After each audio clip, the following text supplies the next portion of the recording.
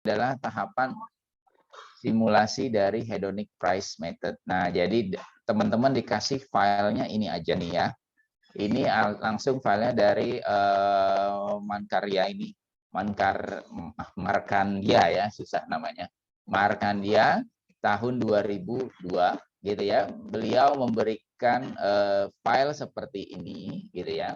Di sini ada keterangannya. Ini adalah observasi, ini adalah harga rumahnya, gitu kan ya, dalam US dollar. Ini adalah number of room, gitu kan ya. Ini adalah INDP, ini adalah apakah ini rumah yang nempel atau rumah yang berdiri sendiri, gitu kan ya. Ini distance, gitu ya, jarak dari rumah. Ini tentang murder, itu berarti apa namanya, tingkat kejahatan, gitu ya, tingkat kejahatan. Nah, ini yang kita mau fokusnya adalah di sini ya, tentang bagaimana seberapa besar cakupan daripada rumah itu banyak pohonnya gitu ya, seberapa besar pohon di dalam rumah tersebut. Ini yang akan kita fokuskan. Di sini adalah yang ini household daripada income gitu ya, household income. Jadi ini adalah pendapatannya, dan ini adalah jumlah anggota keluarga gitu ya, jumlah anggota keluarga. Jadi cara tahapannya teman-teman, yang pertama melakukan merubah dari harga ini price X berarti menjadi loan X, loan price gitu kan ya. Ditambah karena di sininya loan, di semuanya diganti loan gitu ya, semuanya diganti loan, ini semua diganti loan kecuali yang ini gitu ya. Kenapa ini nggak diganti loan? Karena kalau loan 0 itu artinya apa? Missing ya. Loan 0 itu missing, berarti yang INDP ini nggak diganti 0 karena dia cuma 0101 gitu ya. Jadi dia nggak perlu diganti loan gitu ya. Ini loan semuanya. Lalu teman-teman melakukan analisis regresi berganda. Kan kita tahu ya bagaimana melakukan hal tersebut. Kalau kita lihat gini kan ya, kalau kita melakukan hedonic price method kan kita melakukan harga dengan regresi terhadap beberapa variabelnya, gitu kan ya, variabelnya. Nah, di sini sudah ditentukan variabelnya adalah yang ini, number of room, INDP ini, distance, murder, dan broad L gitu. Broad L adalah yang tentang apa namanya environmental goods-nya, gitu kan ya. Setelah itu teman-teman membentuk fungsi harga rumahnya. Gimana caranya teman-teman membentuk implicit price-nya, gitu ya. Implicit price-nya itu dapatnya dari mana? Dari kenapa bisa kita dapat seperti ini, gitu kan ya? Karena derivatif daripada loan X, gitu kan ya. Kan di sini ya, loan Y sama dengan loan X. Misalkan X1 ini adalah broad L-nya, gitu kan ya. Maka derivatif daripada loan Y atau perubahan daripada harga sama dengan perubahan daripada loan X, gitu kan ya. Makanya derivatif dari loan X apa ya? Masih ada yang ingat nggak? Sini ada, coba saya tanya. Mbak Rinda Kartika, derivatif loan X apa?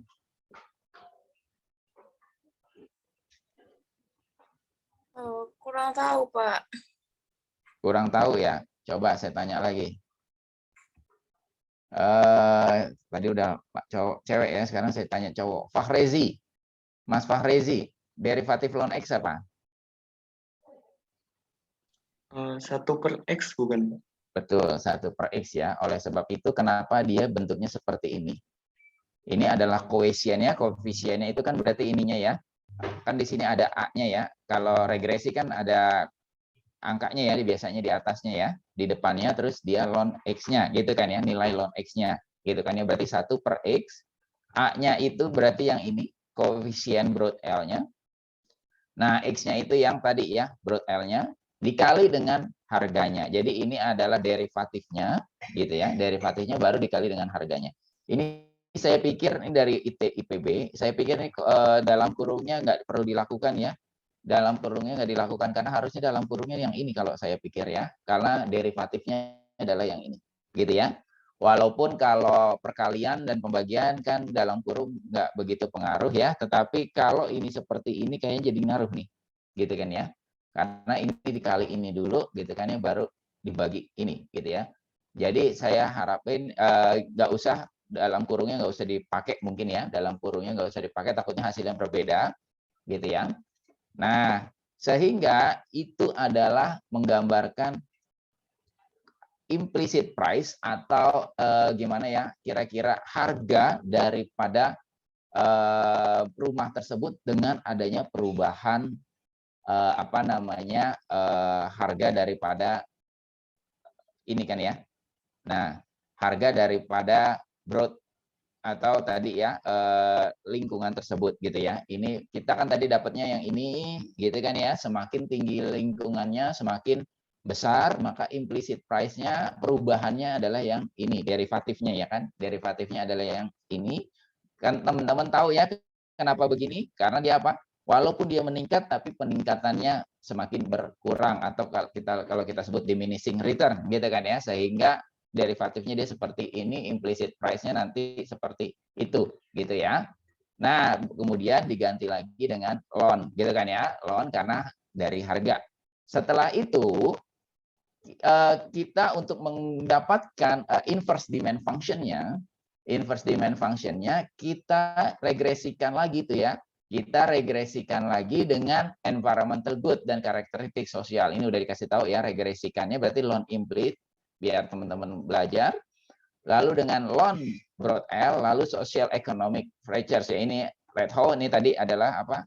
Income ya kan, karena dalam ekonomi income apa namanya keluarga itu adalah paling penting dan ditambah dengan komposisi gitu ya, komposisi keluarga dapat hasil regresinya.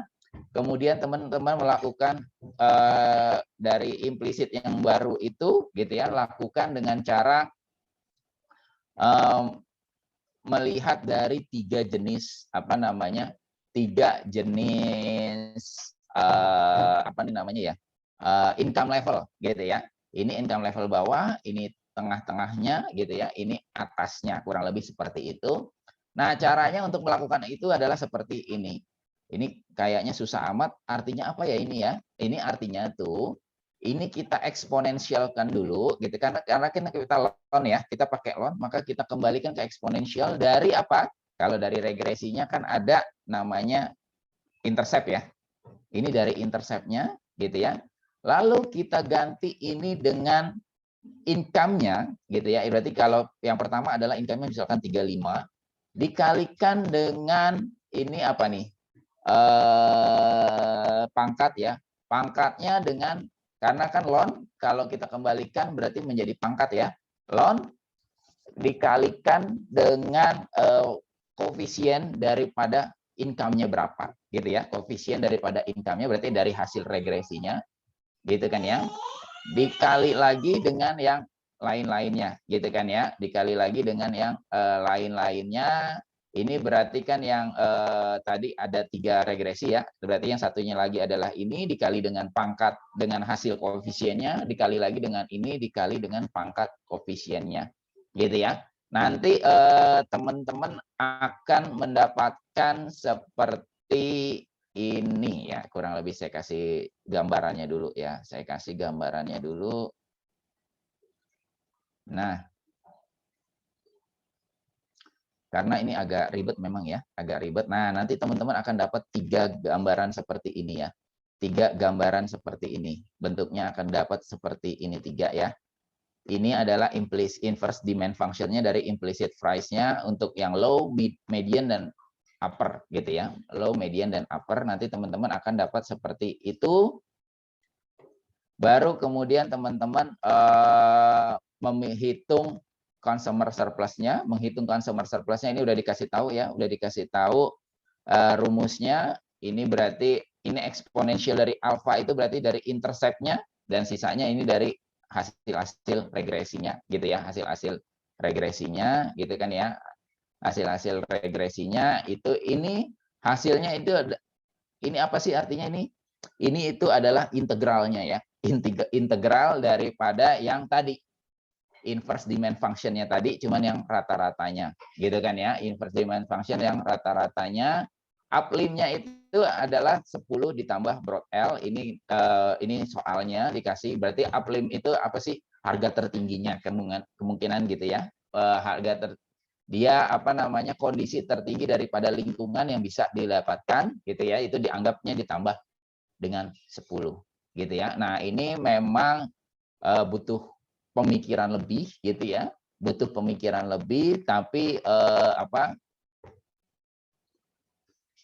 formatnya sudah dipermudah ya sama teman-teman IPB. Jadi ini adalah formatnya. Jadi ya teman-teman udah dikasih file ini gitu ya, dikasih file ini adalah soalnya. Lalu teman-teman dikasih apa namanya, sesuatu di sini udah ada ya. Oh, ini loan price X, berarti teman-teman tinggal ganti loannya di sini, taruh di sini gitu kan ya. Lalu teman-teman melakukan regresi, masukkan koefisiennya di sini gitu kan ya. Masukkan koefisiennya di sini, lalu bikin implicit price-nya tadi yang pakai derivatif tadi gitu kan ya. Lalu dari implicit price itu diregresi lagi yang tadi ya, yang income sama komposisi sama broad L-nya lagi, dapat koefisiennya berapa. Lalu teman-teman bikin tadi ya derivatifnya, apa namanya, inverse demand function-nya untuk 3 jenis orang gitu kan ya. Tadi pakai yang middle, low, middle sama apa namanya, high gitu ya. Baru teman-teman bikin consumer surplus-nya. Jadi apa, udah dibikinin formatnya, teman-teman tinggal isi aja gitu ya. Memang isi-isinya juga butuh pemikiran ya. Teman-teman harus bolak-balik gitu ya. Ini rumusnya apa, ini rumusnya apa, itu harus bolak-balik. Tapi ya mungkin waktunya sih saya harapkan cukup ya. Saya harapkan cukup dalam waktunya sampai jam 12 seperti biasa ya nanti. Dimulai bisa setelah 8.30. Ada pertanyaan dari sini?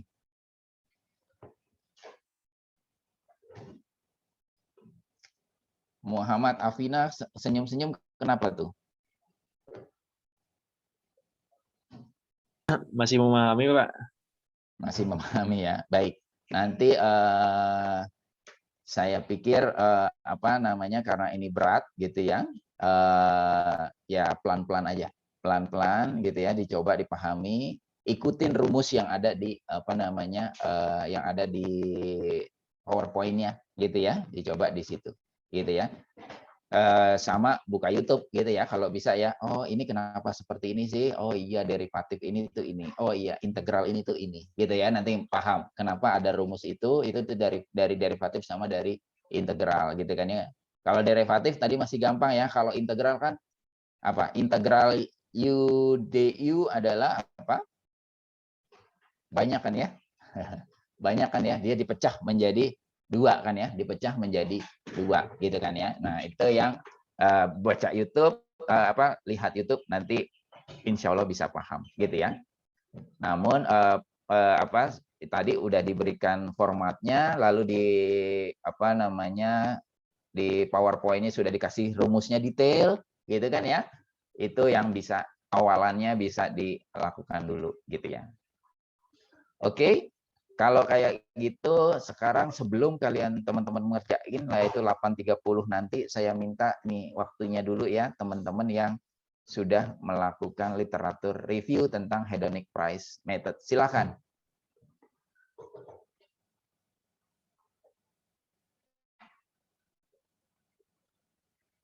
Izin share screen ya, Pak. Ya, silakan.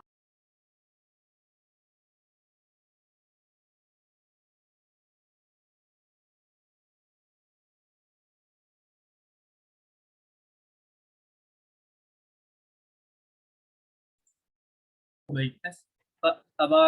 Apakah suara saya sudah terdengar, Pak?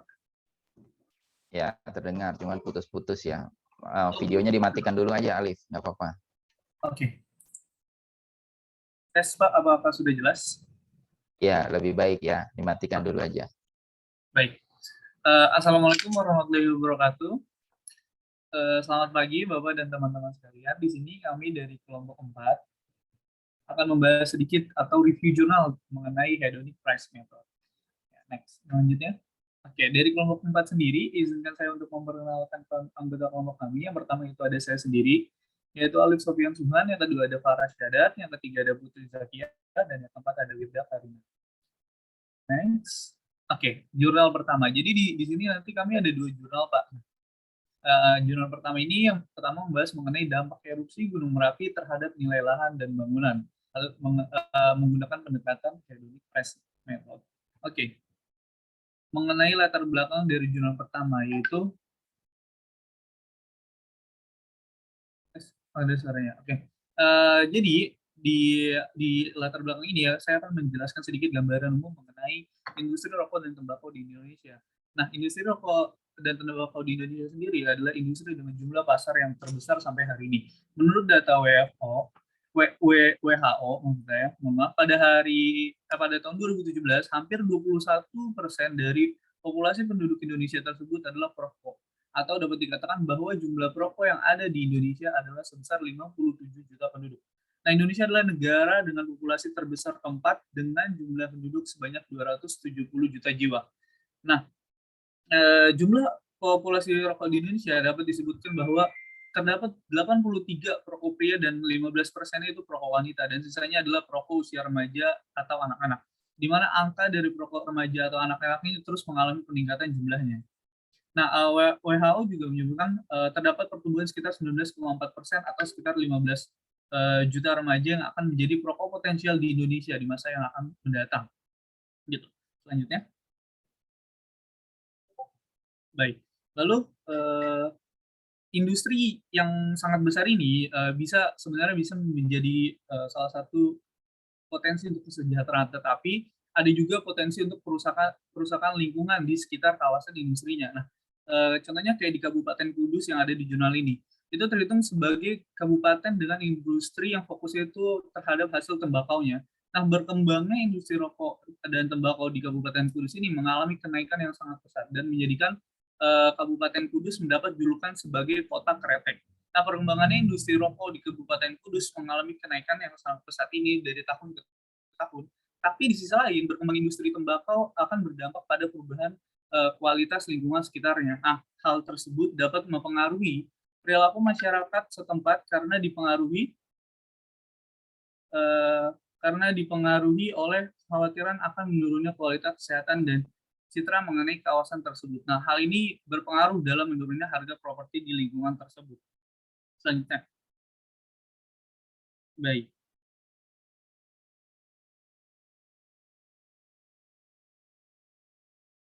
Oke, selanjutnya itu tujuan penelitian. Tujuan penelitian di jurnal ini sendiri yaitu untuk mengukur seberapa besar pengaruh keberadaan industri hasil tembakau terhadap harga rumah.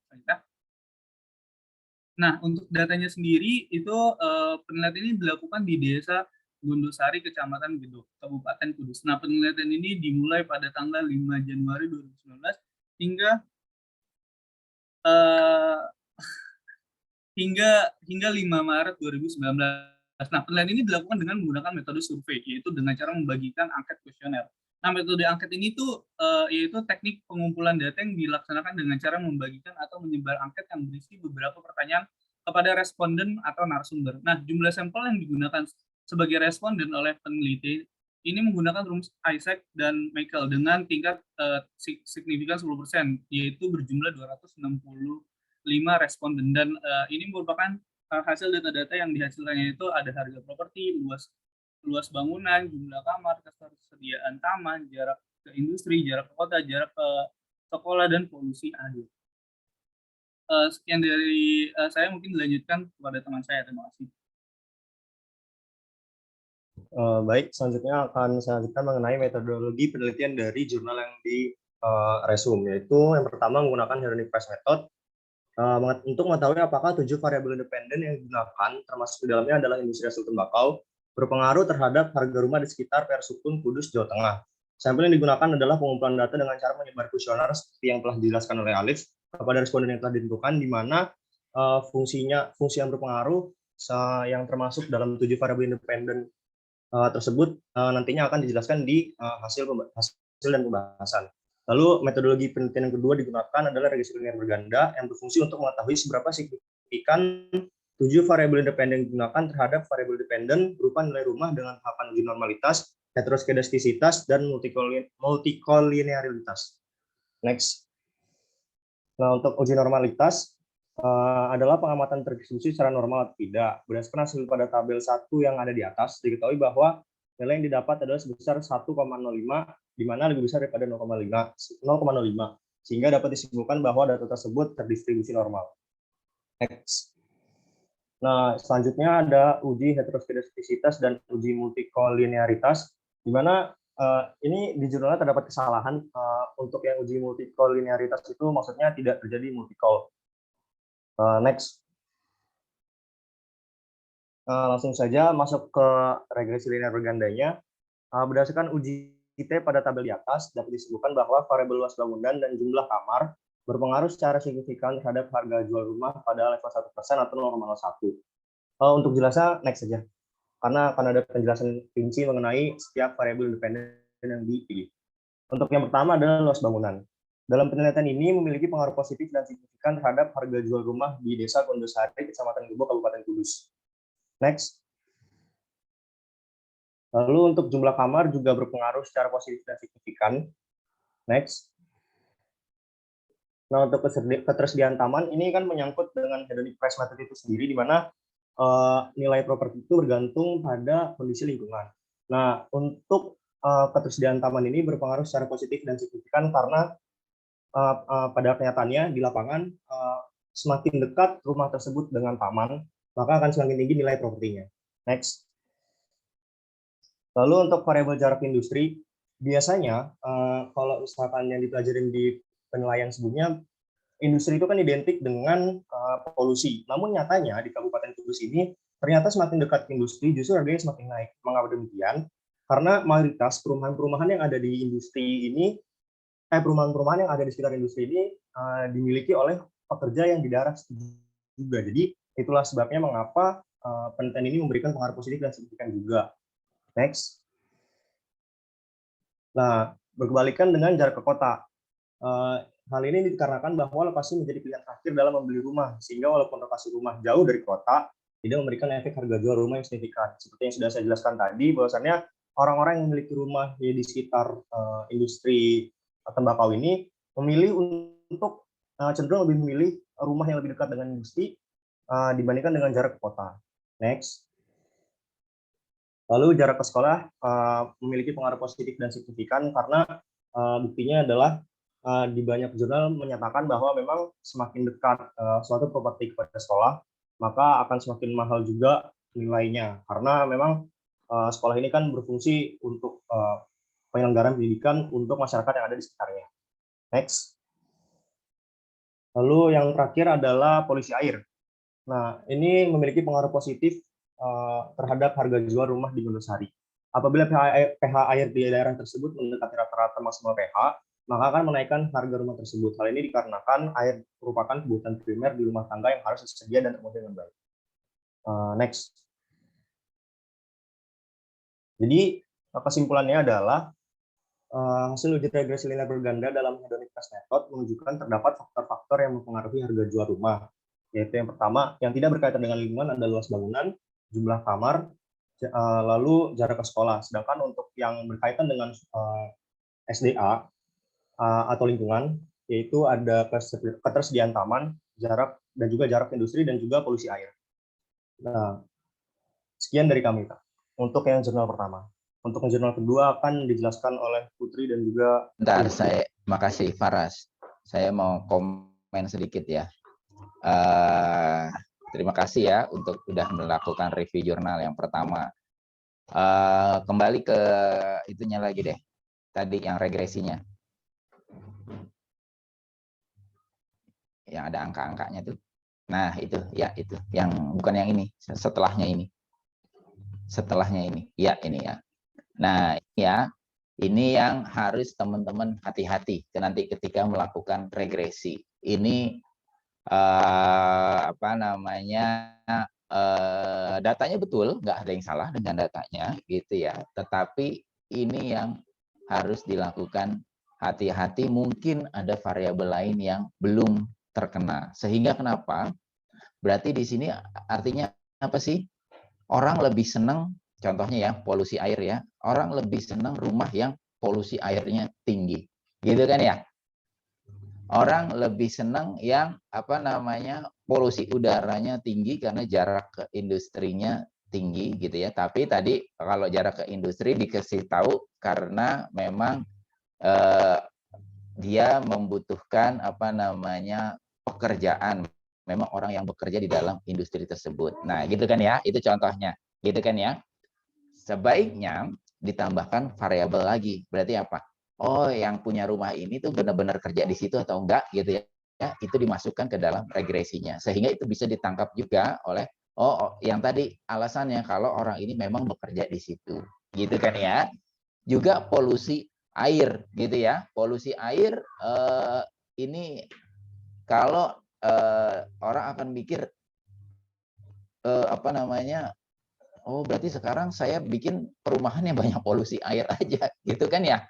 Karena orang pada mau beli orang yang pada polusi air, tapi mungkin berbeda sebenarnya gitu ya. Sebenarnya pada daerah yang ada polusi airnya itu sebenarnya adalah karena dia memang jarak ke industrinya itu lebih dekat gitu kan ya.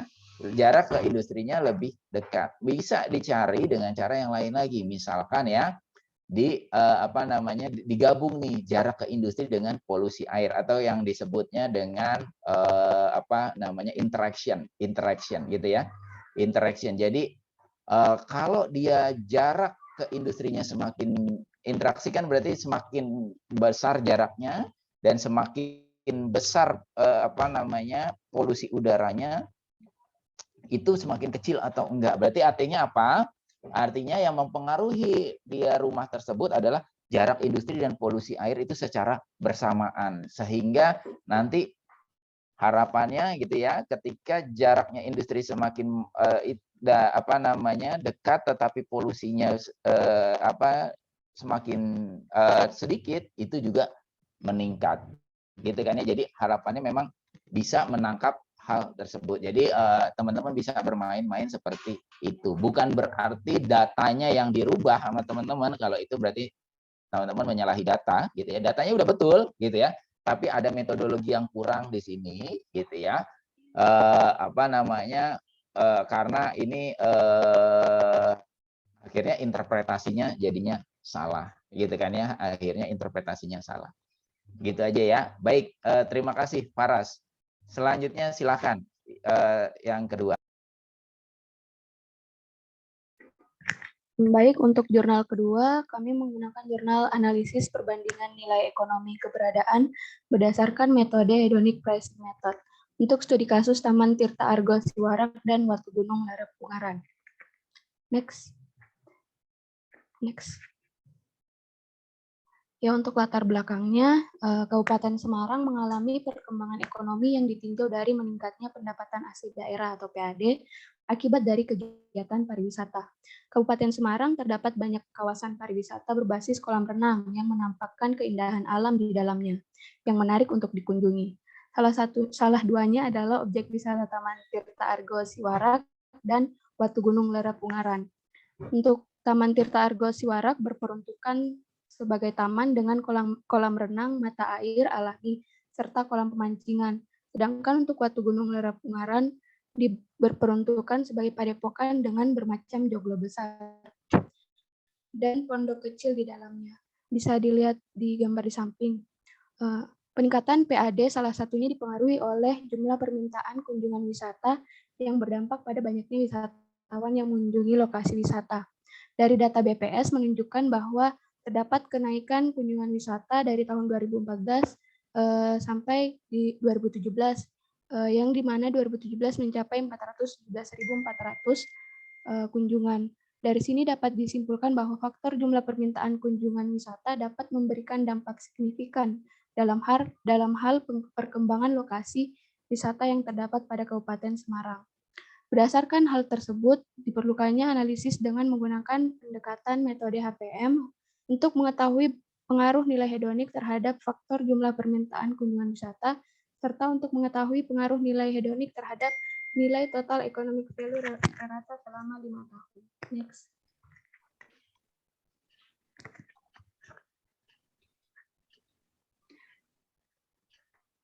Untuk tujuan penelitian, yang pertama itu mengetahui berapa nilai total ekonomi kawasan objek, mengetahui faktor-faktor yang memengaruhi jumlah permintaan kunjungan wisata objek berdasarkan metode HPM, lalu menganalisis hasil perhitungan nilai hedonik dari keberadaan kedua kawasan wisata, dan untuk mengetahui pengaruh nilai hedonik terhadap hasil nilai TEV rata selama 5 tahun pada kawasan objek. Dan tujuan yang terakhir yaitu pembuatan peta TEV dan peta utilitas Taman Tirta Agung Siwarak dan Waktu Gunung Lerep Ungaran tahun 2014 sampai 2018. Untuk datanya, ada data spasial dan non-spasial. Untuk data spasialnya itu berasal dari citra satelit resolusi tinggi, peta administrasi Kabupaten Semarang, kuesioner CVM dan kuesioner TCM yang dibuat melalui referensi dari Kementerian ATR atau BPN, lalu kuesioner HPM yang bertujuan untuk menganalisis faktor yang mempengaruhi jumlah permintaan kunjungan wisata, serta untuk melakukan perhitungan nilai hedonik untuk mengetahui pengaruh nilai hedonik terhadap nilai TEV rata selama 5 tahun. Survei toponimi untuk pembuatan peta utilitas dengan radius kurang lebih 5 km dari objek wisata Taman Tirta Argo Siwarak dan Waktu Gunung Lerep Ungaran. Untuk data non-spasialnya itu, yang pertama data jumlah penduduk Kabupaten Semarang tahun 2014 sampai tahun 2018, lalu ada data jumlah pengunjung tahun 2014 sampai 2018, kuesioner CPM dan kuesioner CVM, TCM, dan HPM, lalu ada wawancara untuk melengkapi data kuesioner CVM, TCM, dan HPM melalui teknik wawancara terhadap responden objek. Lalu metodologi penelitiannya itu yang pertama ada valuasi ekonomi.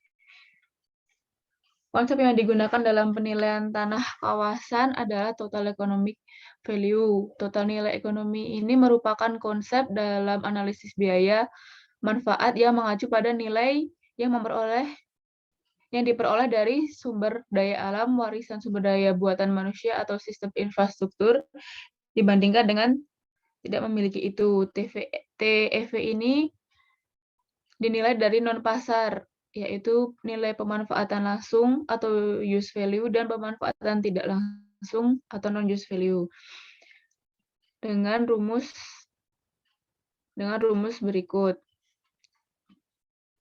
Lalu untuk metode yang kedua itu willingness to pay. Willingness to pay itu merupakan harga tertinggi seseorang yang rela dibayarkan untuk mendapatkan suatu manfaat, baik berupa barang atau jasa, serta menjadikan tolok ukur seberapa besar calon konsumen menghargai barang atau jasa tersebut. Untuk metode yang ketiga itu ada CVM, metode teknik survei untuk menanyakan kepada penduduk tentang nilai atau harga yang mereka berikan terhadap komoditi yang tidak memiliki pasar seperti barang lingkungan. Rumus yang dapat dipakai dalam perhitungan nilai keberadaan atau existence value merujuk pada panduan latihan perhitungan penilaian ekonomi kawasan, yaitu dengan rumus berikut. Plusnya itu gimana, Pak? rumusnya kurang plus. Itu dikali semua enggak kan? Enggak, Pak. Ya, silakan lanjutin. Maaf, Pak. Untuk yang keempat itu ada metode HPM. Metode hedonik digunakan untuk memperkirakan nilai harga dari fasilitas untuk kelompok yang berbeda. Penggunaan utama dari metode harga hedonik adalah untuk mengidentifikasi faktor-faktor harga berdasarkan premis bahwa harga ditentukan baik oleh karakteristik internal dan eksternal barang dan jasa. Teknik hedonik ini merupakan teknik yang dirancang untuk mengukur tingkat keinginan suatu produk. Skala kategori mulai dari yang sangat berbeda karena tidak menyukai atau sangat tidak menyukai dengan jumlah kategori yang beragam. Misalnya skala hedonik itu tingkat kesukaannya itu sangat suka, normal, tidak suka. Dengan rumus seperti ini.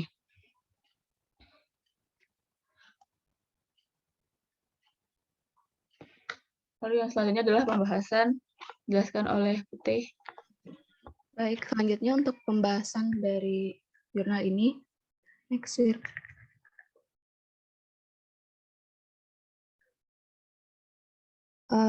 Sebelum melakukan perhitungan nilai hedonik, beberapa pengujian dilakukan, yaitu uji asumsi klasik. Nah, yang pertama uji autokorelasi. Hasil uji autokorelasi Taman Tirta Argo Siwarak dan Batu Gunung Lerep Ungaran baik dari CPM, TCM, dan HPM dapat dilihat dari tabel 1 di mana nilai Darwin-Watson-nya di antara 1,5 sampai 2,5 yang artinya tidak terjadi gejala autokorelasi. Next. Nah, selanjutnya untuk uji multikolinearitas, di mana dilihat dari nilai VIF-nya, variance impression factor. Apabila nilai VIF-nya kurang dari 10, maka tidak terdapat gejala multikolinearitas. Dan dilihat dari tabel di samping, dari hasil CVM, TCM, dan HPM, di mana nilai VIF-nya semua kurang dari 10, maka disimpulkan bahwa tidak terdapat gejala multikolinearitas. Next. Dan selanjutnya dilakukan uji normalitas dan heteroskedastisitas, di mana uji normalitas Taman Tirta Argo Siwarak dan Batu Gunung Lerep Ungaran, baik dari CVM, TCM, dan HPM, dengan nilai absolut kurang dari nilai tabel, maka dinyatakan berdistribusi normal. Sedangkan untuk uji heteroskedastisitas ini dilakukan sebagai prasyarat sebelum melakukan regresi, di mana di sini sebenarnya ada typo, jadi data dinyatakan homoskedastisitas apabila penyebaran nilainya membentuk pola tertentu. Sedangkan jika nilai untuk homoskedastisitas jika nilai tidak membentuk pola tertentu, sedangkan gejala heteroskedastisitas jika nilai membentuk pola tertentu. Nah, dari uji heteroskedastisitas seperti yang kalian lihat di samping tidak membentuk pola apa-apa, sehingga disimpulkan tidak ada gejala heteroskedastisitas. Next. Dan selanjutnya untuk uji validitas berguna untuk mengetahui kevalidan atau kesesuaian angket yang peneliti gunakan untuk memperoleh data dari para responden. Jika R hitung lebih dari R tabel, maka data tersebut telah valid. Sedangkan jika R hitung kurang dari R tabel, maka data tersebut tidak valid dan perlu dilakukan uji validitas.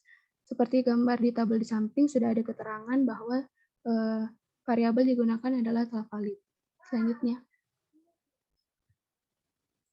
Selanjutnya uji reliabilitas. Untuk uji reliabilitas, data untuk mengukur suatu kuesioner yang merupakan indikator dari variabel atau konstruk. Suatu kuesioner dikatakan reliable atau handal jika jawaban seseorang, dalam hal ini responden, konsisten atau stabil dari waktu ke waktu. Nah, di uji reliabilitas dilihat dari Cronbach alpha, di mana lebih dari 0,7. Maka variabel yang bersangkutan dapat dikatakan reliable. Nah, untuk hasil uji validitas dan reliabilitas Taman Tirta Argo Siwarak dan Batu Gunung Lerep Ungaran dinyatakan valid dan reliable. Selanjutnya dilakukan uji Pearson, di mana salah satu ukuran korelasi yang digunakan untuk mengukur kekuatan dan arah hubungan linear dari dua variabel.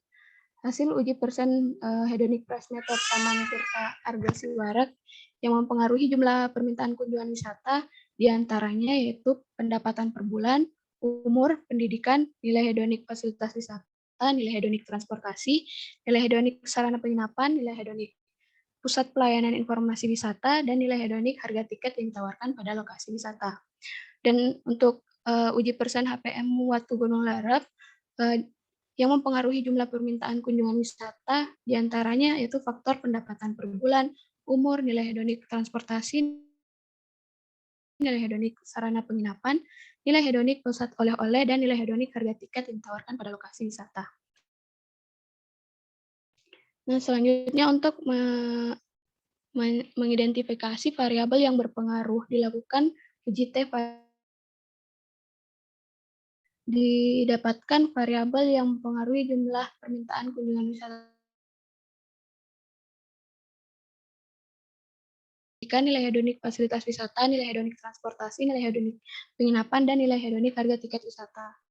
Untuk uji THPM Watu Gunung Lerep, pendapatan per bulan, umur, nilai hedonik transportasi, penginapan, pusat oleh-oleh, kualitas air, dan luas kolam renang, serta harga tiket.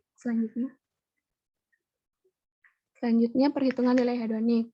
Berdasarkan rumus yang tadi di metode penelitian, untuk hasil dari perhitungan uji scoring nilai hedonik pada kawasan Taman Tirta Argo Siwarak dapat diketahui nilai interval hedonik setiap variabel adalah 4,30 sampai 4,48. Sedangkan uji scoring hasil nilai hedonik pada kawasan Watu Gunung Lerep Ungaran dapat diketahui nilai interval hedoniknya untuk setiap variabel adalah 4,08 sampai 4,28. Dari hasil nilai hedonik ini, kedua kawasan dapat disimpulkan pengunjung merasa suka. Tadi berdasarkan skala hedonik dari sangat suka, suka, normal, dan tidak suka, 4 ini berada dalam kategori suka berdasarkan skala Likert. Dengan adanya nilai keberadaan yang ditawarkan pada kedua kawasan wisata. Tingkat nilai interval hedonik terkecil berada pada kawasan Taman Tirta Argo Siwarak, di mana Taman Tirta Argo Siwarak ini hasilnya lebih tinggi daripada Watu Gunung Lerep. Tirta Argo Wisata nilai interval terkecilnya 4,30, sedangkan Watu Gunung Lerep yaitu 4,08. Next. Selanjutnya analisis pengaruh hasil perhitungan nilai hedonik terhadap nilai TFV rata-rata 5 tahun pada kedua kawasan wisata. Hasil dari perhitungan nilai hedonik dapat berkorelasi terhadap hasil nilai total economic value rata-rata selama 5 tahun pada kedua kawasan. Untuk hasil nilai TFV rata-rata 5 tahun pada kawasan Taman Tirta Argo Siwarak yaitu sebesar 169 miliar. Sedangkan hasil nilai TFV rata-rata selama 5 tahun kawasan Watu Gunung Lerep yaitu sebesar 101,81 miliar. Nah, di sini nilai hedonik interval terkecil pada kawasan Tirta Argo Siwarak sebesar 4,30, sedangkan Watu Gunung Lerep yaitu 4,8. Maka dari hasil kedua nilai tersebut disimpulkan bahwa hasil perhitungan nilai hedonik berkorelasi positif terhadap hasil nilai total economic value rata-rata selama 5 tahun. Jadi, jika hasil perhitungan nilai hedonik menghasilkan nilai yang lebih besar, maka selama 5 tahun.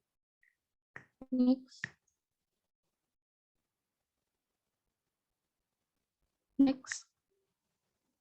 Nah, di penelitian ini juga menghasilkan peta total nilai ekonomi untuk tahun 2018. Next. Dan peta utilitas yang dimana berfungsi untuk mengetahui bagaimana situasi atau kondisi fasilitas umum di daerah objek wisata. Dan ini juga dapat memperkuat keberadaan dari kedua kawasan wisata tersebut. Selanjutnya untuk kesimpulan akan dilanjutkan oleh Werda.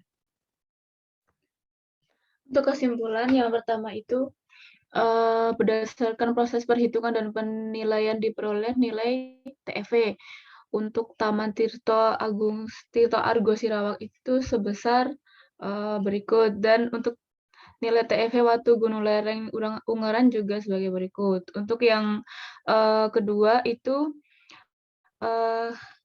berdasarkan hasil metode HPM, faktor yang mempengaruhi jumlah permintaan kunjungan di Taman Tirta Argo Siwarak itu umur, pendidikan, pendapatan per bulan, nilai hedonik fasilitas wisata, nilai hedonik sarana transportasi, nilai hedonik dari penginapan, dan harga tiket. Lalu untuk yang Watu Gunung Lereng Ungaran itu umur, pendapatan per bulan, nilai hedonik transportasi, nilai hedonik penginapan, nilai hedonik pusat oleh-oleh, kualitas air, luas kolam renang, dan harga tiket. Kesimpulan yang ketiga itu hasil nilai hedonik korelasi nilai TFV rata selama 5 tahun untuk Taman Tirta Argo Siwarak sebesar 169 miliar. Interval terkecilnya 4,30. Untuk Watu Gunung Lerep Ungaran sebesar 101 miliar dengan interval terkecil 4,8.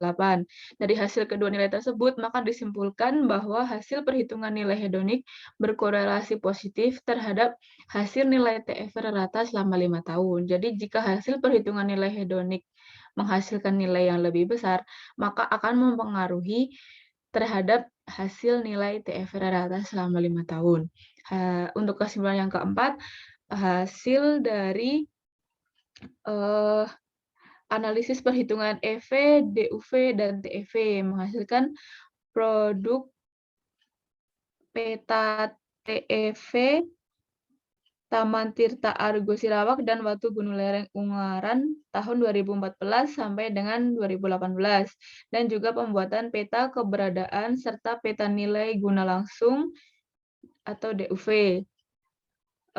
Selain menghasilkan produk nilai ekonomi kawasan, penelitian ini juga menghasilkan peta utilitas Taman Tirta Agung Sirawak dan Watu Gunung Lereng tahun 2014 dan 2018, sehingga dengan adanya utilitas tersebut dapat mendorong kemajuan kawasan wisata tersebut dan dapat menunjang dan mempermudah untuk berkunjung.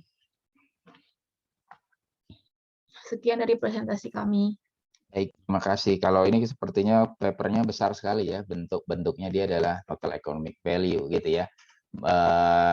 Hedonic price method-nya bagian daripada total economic value. Jadi bagus juga. Tapi saya ada pertanyaan sedikit tadi, kembali ke kesimpulan. Yang ada satu lagi sebelum ini. Nah ini, saya mau nanya nih. Total economic value Taman Tirta Argo Siwarak itu kenapa pada tahun 2006, 2017, 2018 malah turun ya? Biasanya kan naik terus ya? Karena minimal harga tanah kan naik ya. Apa yang menyebabkan dia turun 2016, 2017, 2018? Kalau TEV Watu Gunung Lereng Ungaran sepertinya naik terus ya, itu oke gitu ya, wajar gitu kan ya, wajar. Kalau ini yang agak menarik buat saya gitu ya, kenapa malah dia turun ya, cenderung menurun gitu ya, walaupun dibandingkan 2014 dia malah di bawahnya 2014 gitu ya. 2015 sudah naik, 2016 turun lagi, 2017 turun lagi, 2018 ya naik sedikit gitu. Apa tuh yang menyebabkan turunnya di situ? Apa yang nilai yang paling besar turunnya di situ?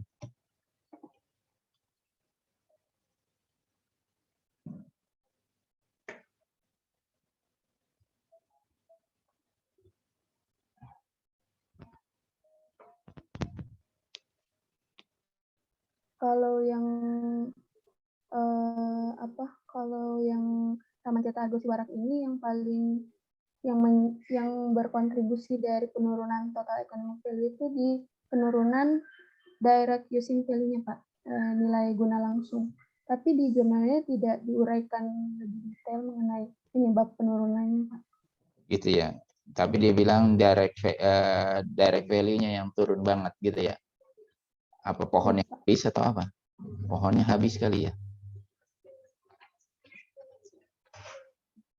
Bisa jadi sih, bisa jadi pohonnya yang habis di sana gitu ya. Terjadi kerusakan lingkungan yang besar, berarti kemungkinan di situ tuh di Taman Tirta Argo Siwarak, karena nilainya dia menurun drastis gitu ya.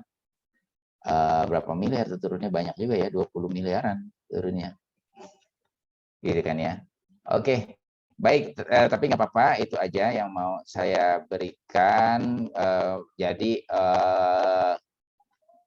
dalam suatu penelitian itu yang dilihat itu selain dia adalah ini gimana caranya, ini hasilnya kenapa sih begini, gitu kan ya, itu tadi penting gitu. Contohnya yang tadi yang Paras tentang kok positif sih, berarti kita mau jualan di tempat yang banyak polusinya gitu kan ya, itu salah gitu kan ya. Ini juga nih, ini juga menarik kalau melihat saya, kok turunnya besar sih, kenapa nih gitu kan ya, karena kan biasanya gampangnya Mbak Putri atau Mbak Wirda rumahnya kan naik terus ya harganya ya, kok ini turun, biasanya ada apa gitu ya. Itu yang menarik lihat lebih lanjut gitu ya. Itu yang bagus. Nah, dari dua artikel ini berarti dia cuma sampai hubungan antara harga rumah, kalau di sini berarti harga taman gitu ya, dengan karakteristiknya ya, yang kalau di kita ada 3 ya karakteristiknya, dari lingkungan, environmental, sama satu lagi karakteristik dari rumah tersebut juga gitu kan ya. Tapi belum sampai ke implicit price-nya. Nah, yang teman-teman lakukan sekarang adalah sampai ke implicit price-nya, sampai inverse demand function-nya, sampai ke consumer surplus-nya gitu ya. Consumer surplus kan dari demand function-nya itu ya. Dari demand function-nya berapa sih? Gitu kan ya. Nilai bawahnya itu gitu kan ya. Cuman ini kan bukan segitiga ya. Jadi pakai integral. Nah, itu yang membuat ribet ya. Itu yang membuat agak ribet. Tapi intinya kotak segitiga itu berapa nilainya gitu kan ya. Kotak segitiga itu berapa nilainya gitu ya. Oke, teman-teman, sekarang berarti minggu depan kita akan libur ya. Masuk lagi kapan ya? 2 minggu, Pak, sekitar tanggal 7 nih, Pak. Tanggal 7 ya. Oke, baik. Berarti kita 2 minggu libur ya, 2 minggu libur. Berarti sekarang saya persilahkan untuk teman-teman mengerjakan simulasinya pelan-pelan aja sampai jam 12 gitu ya. Sampai jam 12 ingat mungkin ada yang nggak selesai gitu ya, tapi bukan berarti jangan nggak dikumpulin gitu ya. Jadi kumpulkan seselesainya gitu ya, selesainya sampai mana itu yang dikumpulkan gitu kan ya. Mungkin nggak selesai gitu ya, mungkin ada yang nggak selesai, ya syukur-syukur kalau ada yang selesai gitu ya. Kalau ada yang selesai semua, malah nanti saya tanya tuh kok bisa gitu ya, kok bisa gitu kan ya. Gitu ya. Tapi kalau sebagian gitu ya, oh ini berarti kerja benar nih gitu ya, ini kerja benar gitu ya. Syukur memang selesai, dan kalau ditanya bisa gitu ya, itu berarti nilainya memang berarti memang luar biasa gitu kan ya. Oke ya, jadi yang pasti sampai jam 12 selesai, tidak selesai dikumpulkan aja daripada nggak dikumpulkan sama sekali, nggak ada nilainya gitu ya. Oke teman-teman, terima kasih. Nanti jawabannya akan saya upload nanti jam 1 gitu ya. Jam 1 akan saya upload jawabannya. Terima kasih semuanya. Selamat berlibur dan selamat mengerjakan simulasinya dulu ya, tapi sebelum berlibur ya. Assalamualaikum warahmatullahi wabarakatuh. Waalaikumsalam.